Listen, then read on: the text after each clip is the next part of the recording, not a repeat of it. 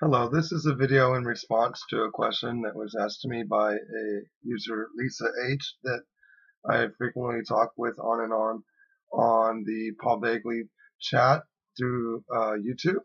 And we were talking about various things, and also it seemed like the alphabet agencies were hard at work trying to disrupt his live stream and YouTube channel that was going off and on, and that's been a common occurrence for many people trying to expose the truth, and especially Christians on the right path, the narrow path, where it seems like we're getting censored and targeted by, various things, and I'll just leave it at that. But one of the things we were talking about was the red, blue, yellow list, it's been talked about off and on the internet. And I was making an interesting allegory because I used to be a federal employee about how isn't it funny because I know on my badge that I used to have a PIV badge because I was one of the guys in the facility that made them. I was a PIV manager for my station, you know, and doing the badges. I wasn't the head honcho, but for a while there I had the lingo on the badge for that because I was able to do the issuance, the um, not proctoring. I could do some of that, but that was more HR side on that. But I could do the main three functions, which I can't remember at this moment, all of that. But basically the sponsoring and the issuer, and there's another term I can't remember. But anyways, I was doing all that, so I was over the badges. With that said, before we went to the PIV badges, this is an example of the badges we had before that we were using before. Try to put that up there so you can see this. You can see that there. Okay. And this dirty one right here was a spare that I had kept in my wallet because it broke and it fell off of my lanyard. The VA blue lanyards that we used to get at that time before we went to the PIV cards. And the PIV cards, when I got my PIV card, I had a red lanyard that we had made for us that said AED CPR on it. And that's what we used. And it was also only given to like the, of course the AED CPR people, but also pretty much all of the FERO status people, and that means Federal Emergency Response official, had those. Fortunately, I tried to look for my old PIV badge. Thought I had it there. Maybe I didn't. Maybe it's gone. I can't remember. But I was able to find these two badges that I used to have before we went to the PIV badge. They said this is the one I used to wear before we went to the PIV badge. This is one of my older ones that this replaced. But since I was the guy that issued the badges, I kept them all activated.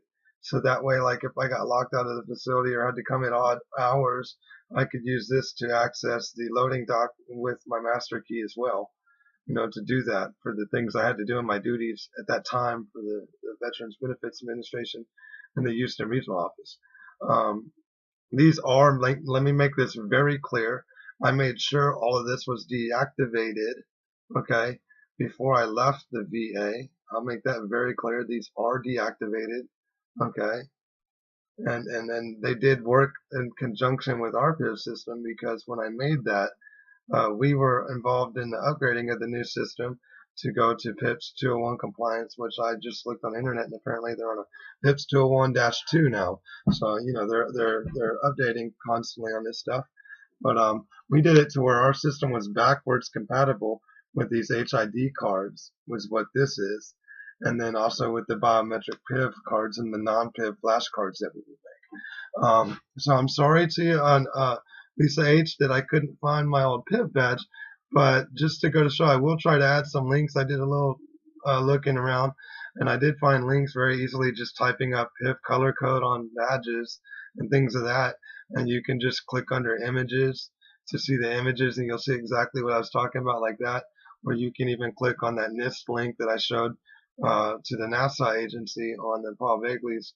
I'm going to try to link that underneath this video after I get done making this video.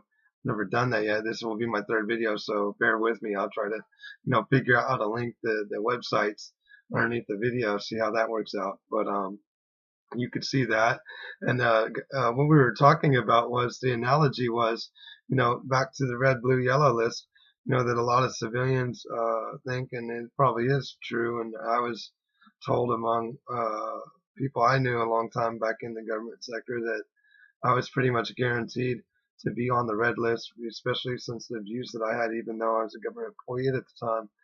I'm very strong Second Amendment. I'm very strong pro-life. I do lean towards evangelical Christian viewpoints. I'm all about like people having, preps in place. I'm not like a hardcore prep or nothing. I ain't got but minimal stuff, because my funds are limited.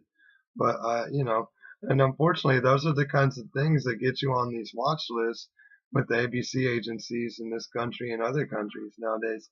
Instead of them really focusing on the true terrorists at hand, they want to focus on the patriots, the veterans, and people that are like-minded with our viewpoints. And what we were talking about, I was explaining to them on my PIV badge, I had a red stripe across it, and that red stripe signified that I was a Federal Emergency Response official.